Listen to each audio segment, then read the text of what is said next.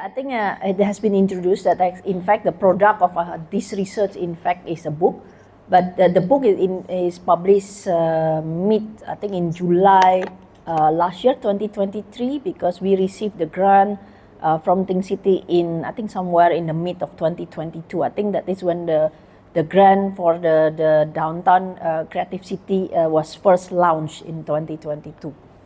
All right, so just very a short definition. What is kaki lima? Kaki lima or 5 footways, not everybody knows it. This is actually surprising to me because some people actually have understanding of kaki lima as something else. So kaki lima basically is a continuous colonnaded covered walkway, and it is in fact very typical in Southeast Asian region, not only in Malaysia, but you see also the same features in Singapore and as well as in Indonesia and in Thailand, and in fact as far as Macau in China. And this kaki lima of course protect pedestrians not only from sun and rain, but also ensure their safety from traffic and eventually from the snatch thief. Okay, and this cover sidewalk originally 5 feet in width, and that's why it's called 5 footways, kaki lima in bahasa. And actually there are also many translation of this 5 footway. I think there is a go kaki, for example. Maybe some actually understand this. So there are many terms actually for this colonnade pathways. Okay. However, in the kaki lima itself actually has quite some challenges. There is a lot of privatization of the walkways by some of the property owners. So they took the space and they even erecting walls and fences, so really try to occupy these 5 footways. And because of this, then there is a lot of always a conflict between often actually there is a conflict between the property owners as well as the municipalities. So many municipalities in effort actually to tidy up this 5 footway, they clear up everything and really manicure the walkways, and in some even actually have the idea they want actually to demolish these 5 footways. So all those issues maybe actually consider slowing down the pedestrian movement and maybe bring a chaos and nuisance actually to certain extents. And anyway, if we actually then when we started the research a few years back, I think 2018, 2019, we noticed that in spite of the decline of the livability in many Malaysian historical urban centers, as what Mr. Gan also mentioned, even downtown KL is experiencing the same things, that the kaki lima in this historical urban center is still bustling and alive. So the life actually doesn't happen maybe on the square or in somewhere else in the city center, but often actually the life happens in the kaki lima. And then we start actually to be interested in the kaki lima. There has been many study on kaki lima, but maybe it's much more on heritage study and more no one actually really study the specific physical attributes of the kaki lima and how actually these physical attributes facilitate the liveliness of urban life in downtown Kuala Lumpur. And as we know, that public space should also include the possibility of people actually to stay. Not only just public space is not only just a place when actually people passing by. So a place where people actually can stand, can sit, or maybe spending time in the city. So basically the area where people enjoy the city as well. And according to Jan Gehl, one of the famous theorist urbanists, who say that there are 2 ways to double the number of people in urban space. Because one of the issue, as what Mr. Khan also mentioned, there are less and less people actually staying in the city center. But there are 2 ways actually to invite or to keep people in the urban space. One, by drawing more people actually to come to the space. For example, by organizing an event like this here, to draw more people actually to come to this library. Then the library actually organize an event like this. But another way actually to keep people in the public space is to double the length of the time that people choose to stay. And so this activity or the place that can double the length of the time of people to stay, we call it actually sticky place. And this kaki lima, in fact, at least in Malaysia, is fundamentally serve actually two purposes. One is the transitory activities, and the other one is stationary activities. Okay, and the sticky street, actually I will just keep saying this sticky street because this is the terms that we will be using actually through the book as well, is a street that create the place. And placemaking, I mean, if you are familiar also with the concept of placemaking, is the concept of placemaking is aims to create a public space that inspire and promote actually the social interaction and cultural exchange. And one of the concept of the placemaking is sticky place. And to create a sticky public place, the built environment should afford actually those stationary activity, and basically provide a setting for a standing behavior or sitting behavior that contributes to the stickiness of the street. And in the sticky street, we want people actually to stop and enjoy the street rather than move through it. And it is a beautiful street that do more than just move people. They also create a place. And kaki lima is a sticky place. Another interesting concept that I see very often used by the urbanists is third place. And if we see a lot of these sticky activities in the kaki lima can be categorized as a third place. Maybe just brief introduction, what is a third place? So the first place is our home. Okay, the second concept is second place is in fact the place of our work. Okay, so the third place is neither home, neither office, neither work, but it's a place that where actually we hang out together, or we basically sometimes host regular or informal and happily anticipated gathering, and usually this third place is have a very intimate human scale, and available actually, or very public and accessible by everyone. And very often this third place has a distinctive physical features, which include usually is personalized. It's usually they personalize actually their street front, and they are permeable, and they often actually provide seating in front of the shop, in front of their business. So it's very similar to the image that actually I've been showing here. So the shop front is very permeable, and but it has actually its own character as well. Okay, so kaki lima itself is also very comfortable and inclusive space. The richness of the architectural details along 5 footway are the ones that provide a comfortable place actually to stand, to sit, to listen, and to talk. And sometimes it's the small scale is the one that give an intimate and approachable public space. And on the functional side, 5 footways or as a sidewalls is actually very inclusive space because everyone can come and can use the 5 footway. There is no discrimination, there is no selection, there is no guard that actually allow or disallow you to use the 5 footway. And it is actually maybe a lot, maybe we as what Mr. Khan said, every day we pass the kaki lima, but we didn't realize it is a space for a lot of informal economic activities. And why actually this is a good space, and not only in Malaysia, in many countries as well, especially in developing countries. This 5 footway is very low barrier in terms of the capital. You don't need a minimum capital to open a business actually in the 5 footway, or very minimum, and it's informal, so anyone can come. So it somehow add a local color to the sidewalks.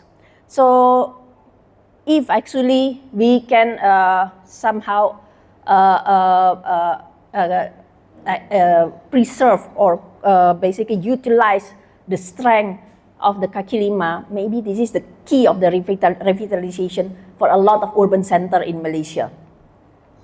Okay, now I'm going actually maybe a bit more through the book. That was a bit the concept where we started. Why actually we started actually the book because we see the potential of kaki lima, the 5 footways in revitalization of the downtown KL. So basically, in this the book we have we started actually with different stories. So we started even with the Singapore stories of the kaki lima. We have also a story from Indonesia and also the story from Georgetown. And then we explain also a bit of theoretical background, the one that I just explained briefly just now, and then followed by 31 kaki lima sticky activities of the downtown Kuala Lumpur, where we show it, we did the observation, we drew it, and we interview the people as well. So basically, we try to capture the everyday life inside the kaki lima. So first, actually, we did the behavior mapping. So we map what is happening along the 5 footway in the downtown Kuala Lumpur, and then after that we did the observations and note taking and took some notes also, and we did the interview to the people actually who are using the kaki lima. So they can be actually a shop owner, but it can be even a street vendor or even a homeless. So we want to know how have they been using actually the 5 footway.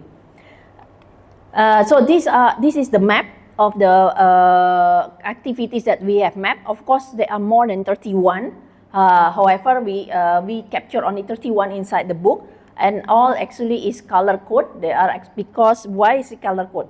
Because we actually found out there are 4 different typology of activities in the 5 footway. So the first one is the extension of the shop. So basically, it's typical for F&B retail, like a kopitiam or mama stall. And then another type is the activity that along the small architecture detail of the shop front, like the street vendor, different kind of street vendor. And it can be also another typology if there is a setback. Sometimes in the 5 footway, sometimes actually because of the change of the city, the development, that there is only some of the building actually have a deeper setback, or actually if the 5 footway cross with the back alley. So actually, in fact, there are different typologies of activities. So we have mapped them, we have identified them. So there are 31 of them, and mostly actually in our book we have the extension of the shop, but we do have actually took some of the small architectural detail of the shop from, mostly dominated by the street vendor. And of course, in the intermittent building setback and crossing with back alley, we have a mix, sometimes a street vendor, but sometimes also a store as well. This is one of the examples that of the sticky activities, and this is the, I think maybe many of you know this, the Cafe Kleptocrat in Tun HSD. It's very close by, near to the Think Cities. So if you see that the outdoor setting of the Cafe Kleptocrat. So if most of the time actually they have the windows and door open. So they have a kind of permeability with the streets. And not only that, they also put some planter box and sometimes actually a menu boards. And this actually give a distinct identity actually to their shops. And not only that, they put even the horizontal blind to show actually to identify the shop, but at the same time also protect actually their customer from the sun and rain. Another example is this one is the Chinese dried seafood shop, Chai Huat Hin Trading in Jalan Tun HSD as well. In fact, it's quite an interesting shop. Maybe for us, it's actually again, as I say, mundane stuff, but it's actually quite special. So basically, they set up their goods outside, and they even hang it, not only just outside on the floor, but even hang it. And if you see, their shop front is actually totally open, fully permeable. You can always go in and out, and they blur actually the boundaries between inside and outside. So this is what is also typical. And not only that, because it's the dried seafood, so the smell and the appearance of the goods actually is the one that attract actually the customer or the buyer. And what is interesting is the product actually they are showing change by the seasons, because it depends actually what is the product of the nature at that moment, and also depends on what festival you have. During the Chinese New Year, they have different kind of feast, and during the Mooncake Festival, they have different kind of maybe herbs as well. So this is, in fact, this is what I mean with it's adding the color. It's not boring. It's always dynamic, always change, and this actually make, in fact, the city quite interesting. And another thing is the small architectural detail, what we have mentioned. So look like this one, a street musician, a street busker. This is in Jalan Sultan. The location, his location, of course, is move around. It's not always in Jalan Sultan. So, for example, he smartly, for example, sit at the edge of the 5-foot way. This is the 5-foot way. This is the 5-foot way. And if you are aware, the Jalan Sultan have, the DBKL has extended the pedestrian pathway in Jalan Sultan. So exactly, he is sitting in the border using the small architectural detail like this one, the border of the tiles, and also in between the two columns. So in that way, he tried to attract the pedestrian from both sides, from the 5-foot way and from the new pathway, because especially in Jalan Sultan, it's very active in the evening, so it's just less hot. So that's actually the way that he utilized. So even the street busker, the street vendor, have their tactic, how actually they attract actually more customer, and their tactic is somehow inherent actually with the small architectural details of the 5-foot way. Another musician, this is Jeremy in the Jalan Hal Lekir, if you can find them. So he always, he comes here, when he comes here, he always position himself always in the same time, always next to this entrance door. Somehow, you see the architectural detail here, so he can put his back at the back. So he kind of protected, he stand in front of it, and he play music in front of it. So, and he put actually donation box in front. So so even though it's actually much simpler setting, but he also utilized this. Another one is this one is Locksmith Sunny. This uncle has been in this place, I think, for 30 and 40 years. It's in the Jalan Tun HSL. I think it's under the Wisma Hamzah Kwong Hing building. And he has been here for 30, 40 years, and then he actually uses also this shop front, and he got the permission also from the building actually to run his business every day. And he's not the first generation, he's already the second generation of locksmith that is operating in the downtown Kuala Lumpur. It looks actually quite a simple activities, but it's quite an interesting how actually he skillfully, his crafts actually in fixing the keys, you know. Anyway, so before actually we will do a reading after this. So before actually we do the reading, but I would like to say that all these 5-foot way activity, the sticky activities, they all there because 5-foot way is climate responsive. It means you can stay there comfortably because it covers and it protects you, okay? And it's cool and shaded. And it's culturally responsive as well because as I mentioned before, it allows everyone to come and to settle their activities or their business there. And this somehow, as you can see, this 5-foot way, I mean, we read a lot as an urbanist about the theory of the third place, but we didn't realize that our own kaki lima is the third place. We have to create even more, okay? So, and we have been actually interviewed by the BFM radio. So today is actually quite a short moment, but we had the more extensive interview with BFM radio. So if you want to know more, you can listen. Actually, you can Google it and find it out. It's available in the BFM website. We also, the Star newspaper has reviewed the book as well. So if you want to know a bit more about the book, you can actually access these resources. We have also some academic publication, but maybe it's a bit too boring if you are not used actually to read academic books. But we don't stop actually with the book publication. So after the book publication in July 2023, we actually blessed enough actually we received another grant from the Think City to continue with these projects. So at this moment we are developing and designing actually a board game, Kaki Lima board game specific for the Kuala Lumpur based on the book, and hopefully we will be able to launch this in Kuala Lumpur in Central Market on the 24th of August. That is Saturday, 24th of August in Central Market here. And we also plan actually to bring the board game also to the Georgetown Festival and also to around the world also. So just to showcase. And in fact, our publisher brought the book actually for the tour, and it's so the first 500 copies that we printed with the Think City grant actually has finished. Actually, we sold out actually in December, and they say actually mainly they sold it out actually in Europe. So it seems that kaki lima is more popular in Europe than than here. Anyway, so I would like to say again, thank you so much actually for the Think City who supported our project, which is of course this grant of course under the auspices of the Ministry of Finance, and we also get the support from our university, particularly from the Livable Urban Community Impact Lab.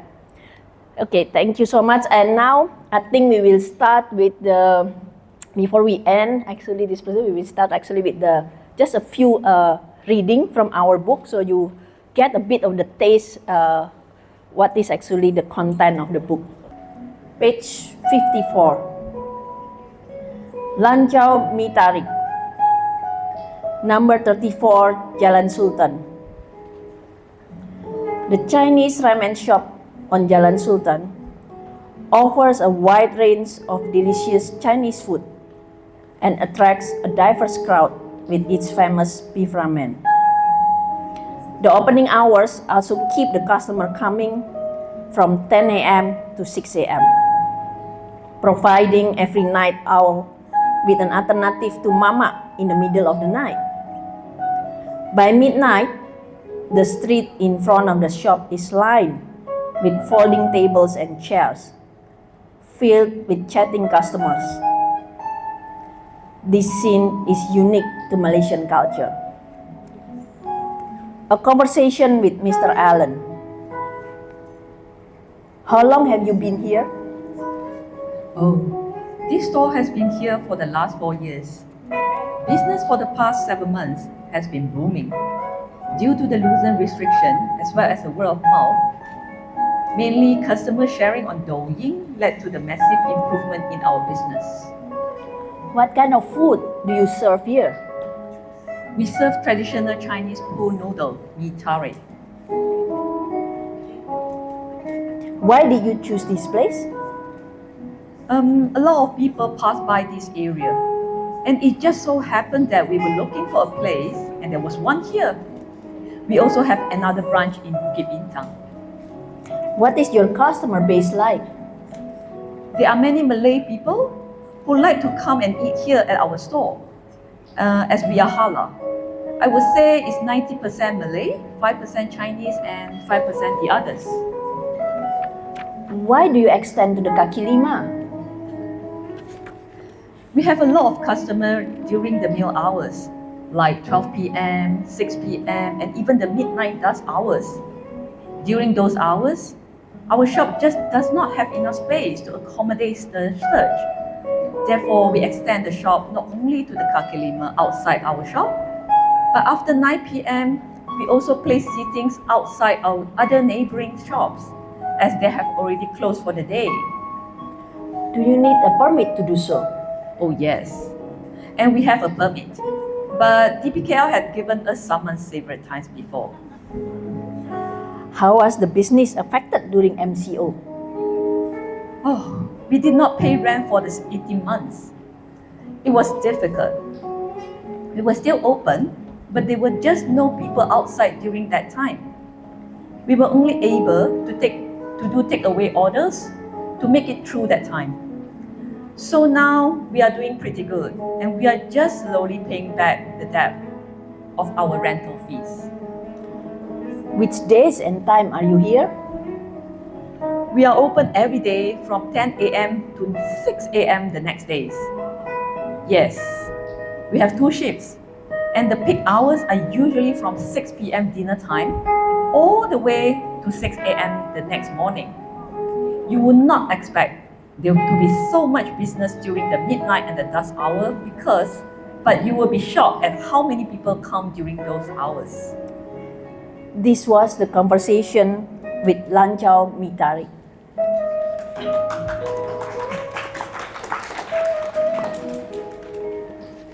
Page 134. KB Kader Store. Number 28, Jalan Sultan. Opposite to Sports Toto. The KB Kader shop is a mini mart in Jalan Sultan. It is about 100 meters from the main entrance on Petaling Street. However, it is slightly quieter than the bustling scene on Petaling Street.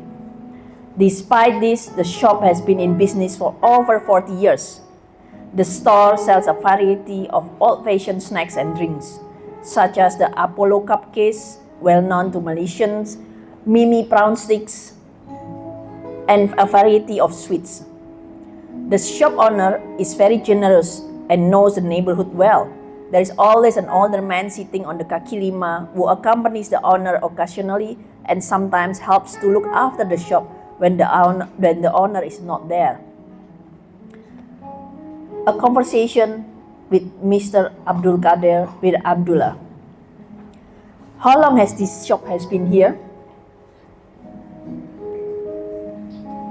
I have been here doing business for 40 years.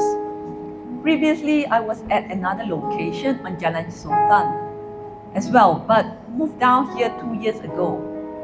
My father passed away. So now my wife and I take care and run the shop. I know everyone around this area. What are you selling? Anything really. It's a mini mart, like food, drinks, newspapers, cigarettes, etc. May I know why did you choose this place? One of the reasons why I'm renting this place is because it's located at the end of the row of shops. So it does not pose any obstruction to the pedestrian. So no problem from the DBKL in this regard. Also, the rental is cheaper and I don't really need such a big stores anyway. Can you share why do you need to extend to the kaki lima? Oh, the shop has limited space. So I placed the newspapers, magazine, the bread and some food out here to sell as well. Do you need a permit to do so? Yes. But since my shop is at the end of the road, it does not really affect the foot traffic. So DPKL does not give me any problems. Even as I place my products on the kaki lima, sometimes they stop by and I just move my things inside, but generally, it's completely fine as it is. At the previous location, DPKL sometimes will give us saman for extending onto the walkway. On our previous visit to the shop, the owner was not around. However, we did see a Chinese uncle sitting outside the shop both times. When we came, who is that uncle? Oh, he's just a friend of mine. He always sits here. Don't worry about him. Sometimes when I go to the toilet inside, then he helps me to look after the shop. So what time do you open and close your shop? I open at 6 a.m. in the morning and close at 9 p.m. in the evening, every day. In the morning, my wife is here, and for the rest of the afternoon, I'm here managing the shop. I cannot come in the morning because I have heart problems, so I have to rest and take my medications. What are the challenges that you are facing now? During the MCO, the business was affected, but I still open shop, earning some money here and there, but generally not much business during the MCO. Right now, business has pretty much bounced back to normal as the restriction has been lifted and more people are roaming around the area. Do you have any future plans? Not really, no plans. My children are all grown up and are now in the tertiary education. I don't have any plans to extend the shop. As long as it's enough for me to sustain my life right now, I'm content. Even if I'm expand, then it would be a hustle to hire more people and pay more rental fees and all that. This was the conversation with KB Kader Store.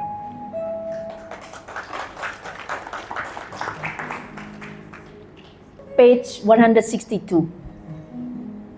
Locksmith Sunny. Opposite RHB Bank, Tun HSD. Jalan Tuntan, Siu Sin. Under the Wisma Hamsa Kwang Hing building, there is a small itinerant locksmith, creating a contrast in scale and proportion. Mr. Sunny uses the shop front as a backdrop and sets up a plastic chair and a table for his tools and working space. Mr. Sunny's father and uncles also made a living here by repairing keys since the 1940s. The locksmith expresses his gratitude to the owners of Wisma Hamsa Kwang Hing for providing a place for him to continue his business. He mentioned that there used to be no high-rise building here, but now the street is full of them and is a far cry from the old street scene. A conversation with Mr. Sunny. How long have you been operating here? I have been here for more than 40 years. Why did you choose this place? I grew up here. My previous location was the parking opposite the RHB Bank.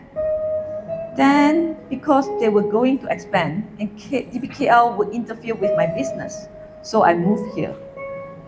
Do you need a permit to do so?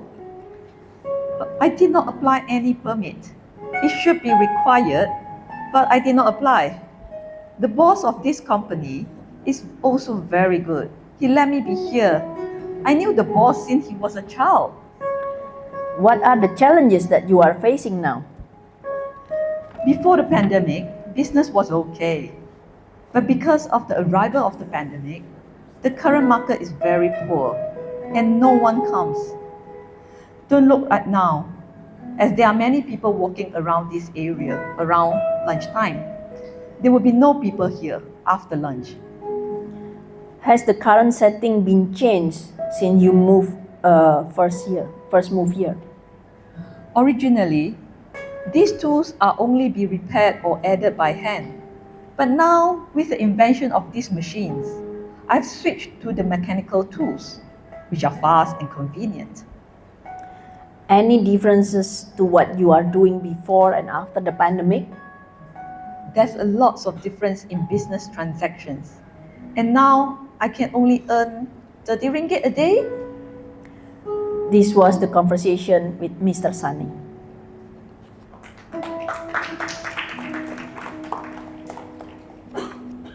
All right. And this is our last one. Okay. Page 166. Basker Jeremy. Number 1 Jalan Hang Lekir. Jeremy is a street busker who plays guitar and sings at the kaki lima of a closed down shop. His music increases the area's vibrancy as it connects the audience to stay and enjoy the performance.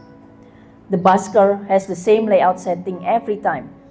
He stands on the kaki lima near the shop and places a tip box in the middle of the sidewalk. The settings form an invisible pathway allowing pedestrians to walk past while the busker can still work at his own pace. The inconsistency of weather and day affects the busking location and time. Therefore, finding the same busker at the exact location or time might be challenging. A conversation with Jeremy. How long have you been here? Will you change also your location frequently? Actually, I kept changing my location from one place to another. In one day, I can be at 2 or 3 places. I just walk around. Normally, which area you will be at? Around this area lah, in the KL city center.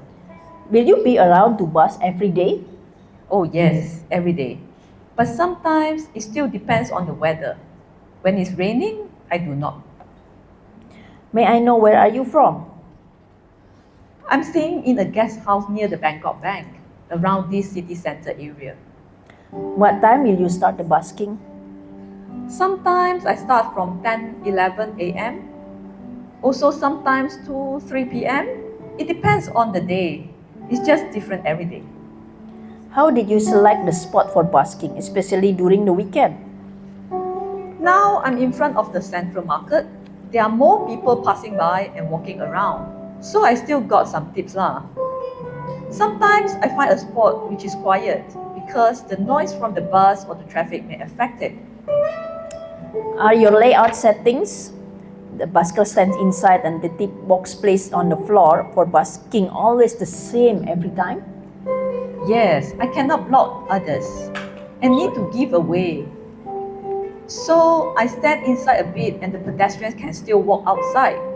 Sometimes I still carry a stand to put the tip box above.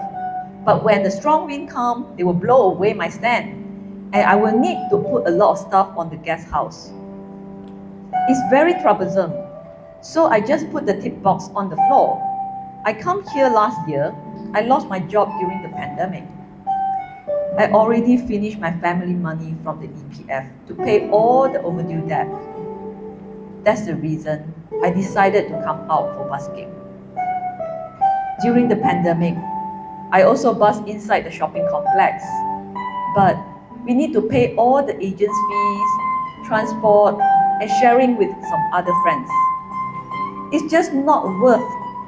So I decided to work alone here. Do you face any challenges busking on the street? So far, the local council do not disturb us because I do not bring the amplifier.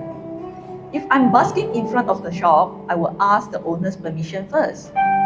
I'm not always busking at the kaki lima. Sometimes I can be by the street or sometimes in front of the railway station or by the roadside. Do you observe other busker in this area? There are not many buskers around this area. Most of them are in the bistro or by the street at Jalan Tar, Jalan Alo, the food street, in front of the McDonald's. There are lots of buskers. I guess there are 4 or 5 groups. What is the difference between busking during the pandemic and now? It's so much better now because people are coming out, more opportunities to work. I cannot work on the heavy works because after the pandemic, I got sick. Previously, I joined many jobs as a technician, pool engineer, telco logistics, and many more. I have a musical background and education. So I finally decided to work as a musician because it has been my dream for the 15 years. However, it's a challenge here because we need a lot of money to invest, to buy the instrument, unless you are born with a legacy like your parents had in a business for quite some time. So it's okay. But if you are an outsider and you have passion, but you don't have enough fund, quality, so you have to work hard for it. I understand. Do you play guitar only? I can play a lot of instruments like keyboards, drums, and programming. I know how to do a lot of things, but the problem is that it's very difficult to do it alone. Do you have any other future plan for busking? Yes, I plan to move around, to go to other states and countries. Do you plan to go to a bistro for busking? No, it's very hard because there are too many musicians. It's not nice to snatch the job of the other older musician as they have family and children too. Now, chances are being given. We as musicians don't have EPF, so it's not easy to be a musician. This was the conversation with Busker Jeremy. Thank you. Thank you. Now, do you have any questions for Dr. Camelia or Dr. Lee? Thank you for sharing. May I just ask, do you observe this in other countries? Do they have a terminology similar to Filipino? Other country, you mean in Asia or outside Asia? Either, if you Okay. observe or research. In Indonesia, it's also called kaki lima. It's the same. The pedestrian 5-foot way. Even in Indonesia, the kaki lima is extended just beyond the 5-foot ways. But In China, it's called qilou. It's like a building like on top of the others. Yeah. So it's called qilou in China. It, mostly in southern part of China, like in Guangzhou and in Hainan. Yeah, the southern part of China. yeah, and there has been a debate, honestly, in terms of the origin of this kaki lima itself. Some actually has written that this kaki lima came about because of the raffles because Raffles, the governor of the British India at that moment, made it compulsory for the shop house to have the 5-foot way in front of their shop houses. But some argue that this 5-foot way, in fact, is brought by the Chinese migrant who come actually from southern China, because we see some similarity. So I mean, the debate is nobody actually have concluded who start first. Okay, so but in fact, it's very common to see it actually in this part of the regions, as I mentioned, not only in Malaysia but also Singapore, Indonesia as well. It's even in Thailand and maybe partly as well in Philippines. And surprisingly, we see also similarity in the southern China. Yeah, originally. Just originally, especially I think the name of 5-foot is coined by Raffles, and in fact 5-foot is the standard size of a corridor in UK. Because why 5-foot? Because the door size, just a standard door size, is not 3 feet by the way, and then you give 2 feet actually for people to pass by. Of course, if you are not fat, 2 feet is enough. Okay, so that's why it's 5-foot way. Thank you both, and then doctors, for sharing this interesting view from your lens. Very interesting. You bring life and culture perspective to what is perhaps invisible to most people, because we walk so fast where we don't slow down, we don't reflect on things. But as authors, what are you advocating for by publishing this book? Are you saying that this spaces should be preserved, or should it be put into more users, or what's your we are advocating actually, of course, in one hand, we should preserve actually this somehow a 5-foot way. A lot of, I think, shop house building sometimes forgetting about this principle. Sometimes you have just a wall, that's it. You don't give the space for any passerby to come in. And often what we are advocating is not the 5-foot way as a corridor, but 5-foot way as a sticky place. So we are advocating that for the shop to open actually more, to talk actually more to the city, to have actually more permeability, to embrace actually this 5-foot way as well. So is I mean, as you see, a lot of this activity can happen when the cafe open actually their door and window to the 5-foot way, because some cafe actually don't do that. They put actually the glass door. They really put clear, hard demarcation between outside and inside. So, and of course, it's part of that. What I want to say is, I think in the Western country, in Europe, they talk about public space is really what is pictured is a lot is the square, you know, so piazza in Italy. But here, who will actually do the activity in the square? I mean, we have a Merdeka Square, but it only can be activated in the evening when it's actually not hot and when it's not raining. But if you see the real life in the city center in Malaysian city center, in fact, happens in the 5-foot way. It doesn't really happen in the square, in the piazza, or in the padang, but it happens actually along the 5-foot way. So I think you've clearly showed that the 5-foot way becomes a permeable place where all sorts of activities can happen, from music to extension of a shop, what have you. From your studies, do you find that there's a correlation between the size and when it starts to lose its magic, so to speak? Let's say 8 feet and then no magic anymore. We didn't measure that exactly. What is the magic, the border of the magic. So we actually focus more on the existing activities at this moment. Thank you. Thank you. I think that's why one of the reasons to have one of the objectives that we want to achieve is to document the activities, the sticky activities, and then many of them, they are those old trades that we want to document it, because some of them, they are not. I think most of us, we know that they are more than what we have presented in our book. I think last time people cut their hair, they have hairdresser, yeah, and then they have like making the face one, yeah, they have like sharpening the knife. So a lot of these old trades are no longer here. So I think one of the way to document the activities is also part to to record it so that it won't be disappear. I mean, when it disappear one day, at least we still have it. Yeah. And the fact that not everyone knows what is kaki lima is really a surprising fact actually for us. When in the beginning we started actually working on this project, I think about 2 years ago, when we mentioned kaki lima, we really need actually to give a definition to everyone. So even though this is part of your daily life, it's like mundane thing, you really pass by, you really walk through it every day, but you don't realize this is part of your urban life, part of your culture, part of your heritage. So often actually the conservation focus more on the shop house in itself, and okay lah, pakai kaki lima something like the veranda, the extension, but not as a kaki lima as a kaki lima itself. There is a lot of richness inside the kaki lima, and that's why we also continue this with the board game design, because we want to attract and more people awareness, not only to Malaysian but also outside Malaysian and also to the young people.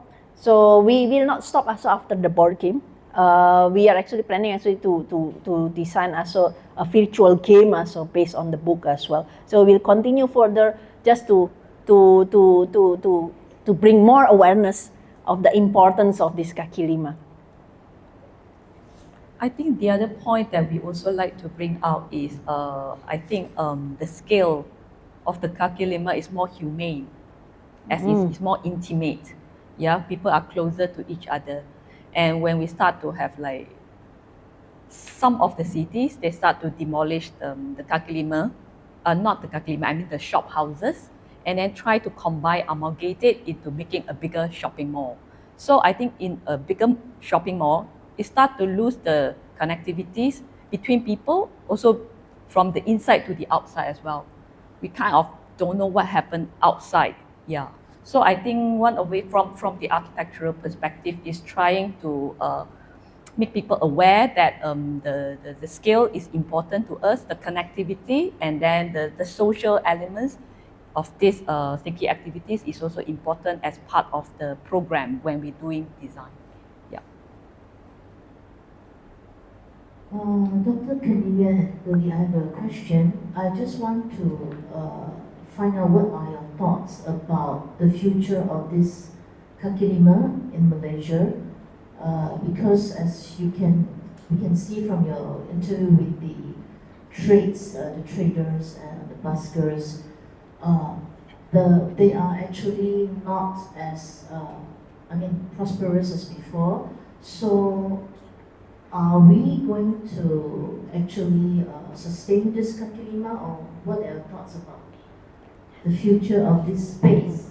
I think what we need to sustain is not only just the physical feature. We do have to sustain, I think, because it's part of our culture and heritage. But not only the physical, the tangible aspect of the kaki lima, but the intangible aspect of the kaki lima, I think we need to sustain. So of course, there should be actually some. The municipality will also do some regulation to certain extent, but I think the beauty of this kaki lima is provide also a lot of social interaction, provide the space for these people who is a bit less fortunate, to give them a possibility actually to survive in a challenging situation. I mean, like the story of the musician. So he used to have an EPF because he used to have a formal job, because without formal job you cannot have the EPF. However, when he lost a formal job, he still had the chance to earn something rather than actually become a thief or being a robber. That at least he can actually can survive. Actually, to be a musician on the street, on the kaki lima, and just in the normal street it will be of course more challenging. But thanks actually to this kaki lima, that actually he can stand there and he can earn some money. I'm not sure now, but it's actually, as we say, that this really depends on the economic situation. So it can be that when the situation become better, like now, it's much better than 2 years ago, because the interview we did 2 years ago, most probably many of these musicians are disappeared from the street because they found a formal job again. You mentioned about how kind of architecture kind of is important to create a social aspect, right? The stories that is in the book is around the city center, and I just want your thoughts on whether the increase in international kind of franchises and businesses. Like, you know, sometimes you have a new McDonald's here, or new KFC here, or new like boba shop here, for example, right? Does that actually hinder the socialization aspect that happens in Kaki Lima, or do you think that that's actually just a natural trajectory of kind of the development of cities? These things are bound to happen, like these kind of businesses. And secondly, in the current development or policies of cities, right? Do you think that there is consideration of the social aspect when there is development of buildings? Okay, maybe the first one I answer first. Okay. I think for the first one, in terms of the internationalization of the retails, I believe this international retails or franchise is the one that need actually to adjust to our culture and heritage. So, for example, when the KFC came, or a KFC or Starbucks or McDonald's came to our city center, they need actually to adjust their design to our culture and heritage. So instead of actually they're putting their red or green logo in front and using actually their typical modern architecture glassing, actually they need actually just to adjust to our Kaki Lima. So I mean the corridor, the shape, you know, the arch, you know, so the shape of the shop house. So it's similar. Actually, in fact, in Europe, actually they do this a bit more strictly in terms of their bylaws. So if actually there is this international franchise came to their city center, like maybe in the some ski resort in Swiss actually say no, you cannot use your glassing. You need actually to use the local timber, okay? In Japan as well. So they need actually to adapt actually the architecture heritage or culture actually of Malaysia as well. So that is the first question. And second, maybe can you repeat again the second question? It's about the bylaws, I think. Planning requirement? Yeah, a bit lah. Just now because you mentioned kind of the size of the Kaki Lima is results in more social aspects, and that's kind of good for the community, right? But do you think that in current regulations or bylaws of development of the city, that there is some consideration that we need this because we need to foster that social element of city life? I think not yet. Yeah. I think not yet. Not yet that far. I think the bylaws is actually quite basics. The building bylaws in Malaysia and also the planning bylaws is quite basic. So as I mentioned, I think this is still a gap that we need to address. I think by the government or by the academic, that we need to improve or adjust actually our bylaws. So as I mentioned, like the Starbucks, when they set up in one of the shop house in these heritage centers, then they have to make it actually very permeable rather than actually the glass windows. They make it actually has to use actually the same pattern and colors as the existing architecture of the shop house and the Kaki Lima. Actually similar to what the kleptocrat has done. Then actually, in fact, the Starbucks should do the same, but there is no bylaws. I think by now. Yeah, I think the regulations, building regulations, is more focusing on the health and safety, rather than the social aspect. Yes. Yes. So I hope Dr. Camelia and Dr. Lee's sharing today will give you a more insightful perspective of the Kaki Lima. Yeah, because we always walk along the Kaki Lima, but it's it's part of our heritage and very significant to us. Like during rain or very hot weather, the Kaki Lima will provide you shades. You will walk along. So if you have any questions about the Kaki Lima, you can still engage with Dr. Camelia and Dr. Lee. And of course, thank you actually for the Bursa Malaysia who gave us the opportunity actually to share about the book. Thank you so much.